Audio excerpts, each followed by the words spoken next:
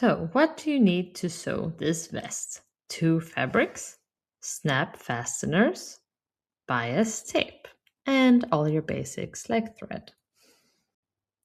Print the pages according to the guidance in the digital pattern. You lay them out, starting with page 1, top left, and then the following pages after. Then I tape the pages together. I am sewing the vest in a size medium, so I will cut it out according to the pink medium marking. And now I do the same with pages 7 to 12, that is the front of the vest, and that will give me 2 pieces of pattern. It's time to cut out the fabric. I'm starting with the front pieces and I need 2 separate pieces. Normally I like to fold fabric and cut them together so they're identical but mirrored. But because I want to control where this flower pattern sits, I'm cutting them out one at a time. Now I'm cutting out the back piece in the first fabric.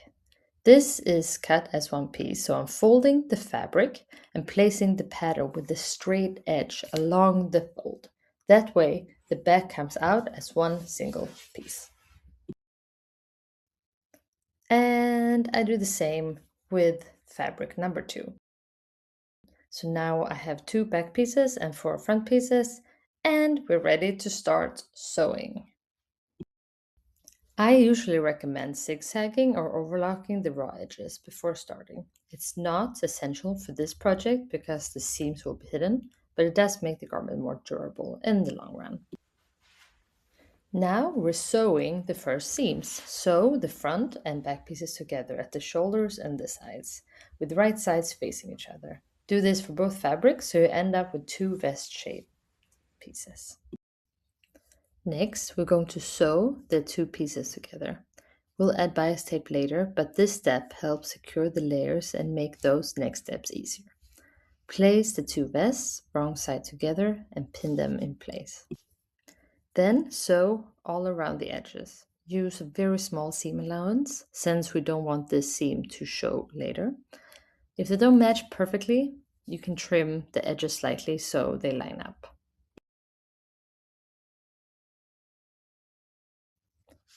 We're going to attach the bias tape all the way around the edges, including the armholes. I'll start at the bottom. Place the bias tape with the right sides facing each other and sew along the creases closest to the edge. I usually sew just slightly to the right of the crease, which makes it easier to fold later. Make sure to leave a little bit of bias tape loose before you start sewing. Once you've sewn all the way around, you'll come back to where you started. There are a few different ways to finish bias tape, but the easiest method is to fold in the end that you left at the beginning so it looks clean from the outside, and place the new end over it, sew and trim the excess. Now that the bias tape is sewn on one side, fold it over the edge to the other side. Pin it in place and sew a seam close to the edge of the bias tape. Now this part can be a little tricky. If you're confident that the bias tape is folded enough over to the back, you can sew it from the first side for the cleanest finish, but it's easy to miss small sections that way. So I usually sew along the edge on the folded side instead to make sure everything is caught. Now we're done with the bias tape and the vest is really starting to come together. The only thing left is adding the snap fasteners. For the placement of the snap fasteners, you can see the markings on the pattern. I cut small notch in the pattern at each placement point so I can transfer the markings onto the fabric. Because teddy fabric can be a bit tricky to mark, I will turn the vest inside out for this step. I place the pattern on the fabric and I pin it in place to make sure it doesn't move later when I mark. Then I use a fabric marker to mark the placement for all the staplers on the fabric. I'll start with one side first and then attach the snap buttons. I find it less confusing to work this way, especially when keeping track of which side the buttons should go on. So I am using caps, sockets, and studs. I will pair up caps with studs on one side and caps with sockets on the other, so the vest can be able to button together nicely. So the cap will be visible on the outside, so I place it on the marking.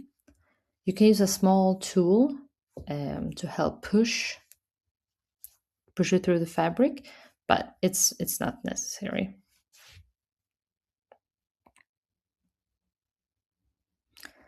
Place the socket on the other side of the fabric. You can kind of feel when it clicks into the right place. I am using a snap fastener tool.